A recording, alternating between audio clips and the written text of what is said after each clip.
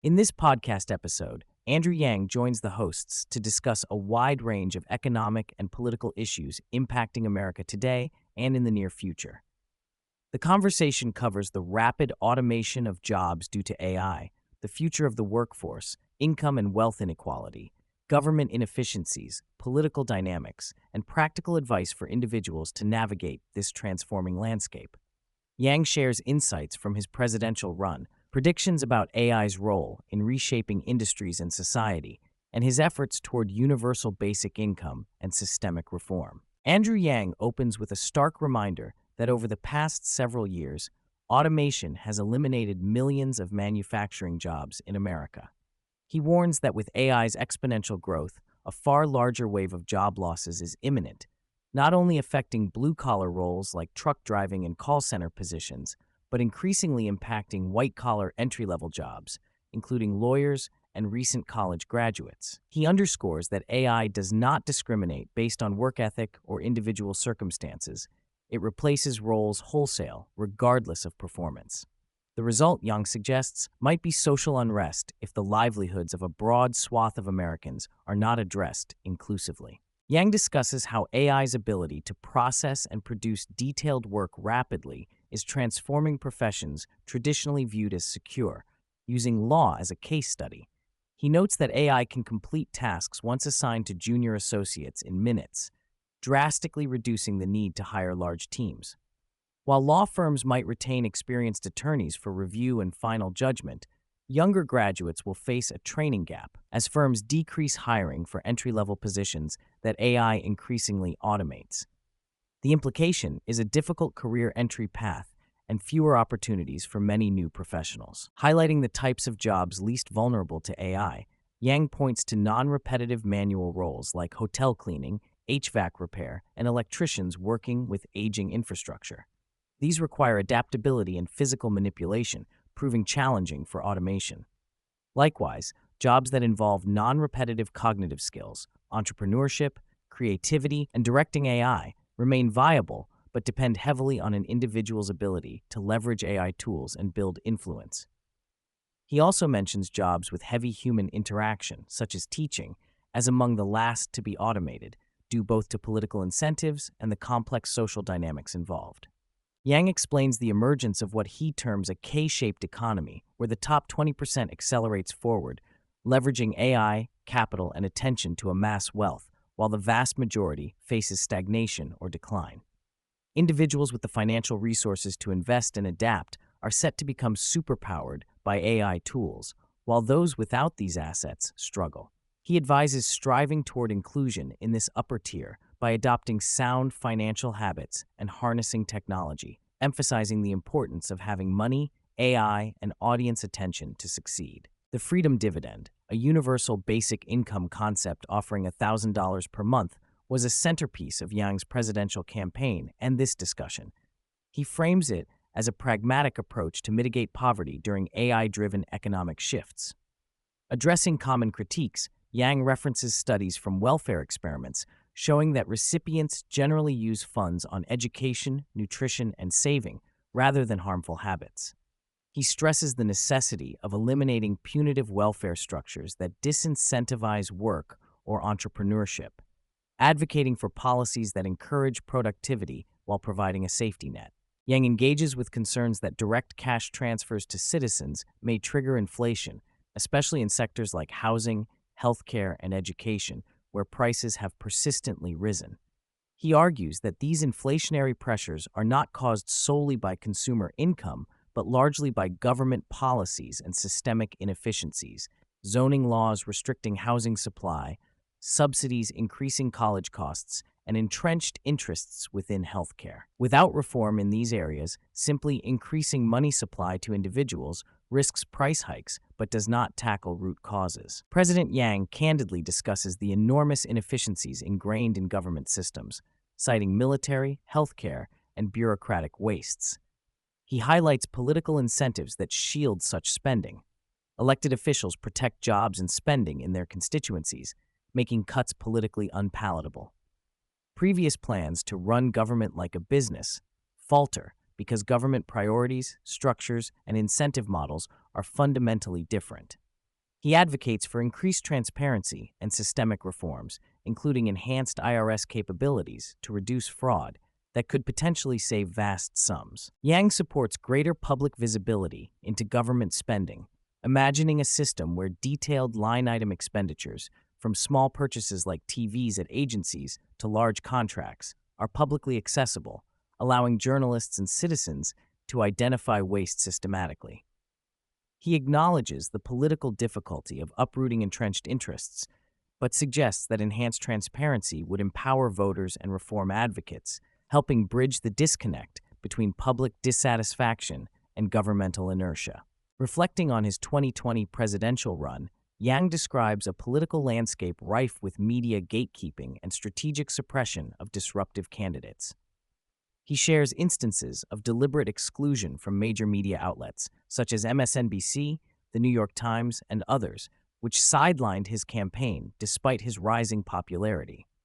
He elaborates on the symbiotic relationships between media companies, donors, and political power brokers, noting how these networks influence candidate viability more than public opinion. Yang stresses the diminishing influence of traditional media in favor of social and independent media spaces, but recognizes their persisting impact in certain voter demographics. The conversation delves into the tactics used against Yang's candidacy, including invasive inquiries into personal and professional life, efforts to uncover damaging stories, and leveraging minor anecdotes as negative ammunition. He points out that the modern political environment involves aggressive media maneuvers and behind-the-scenes pressures designed to undermine challengers.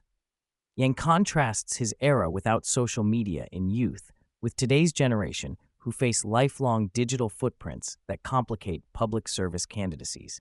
Yang gives an insider's view of the lobbying scene in Washington, describing formal fundraisers where lobbyists pitch their interests directly to senators.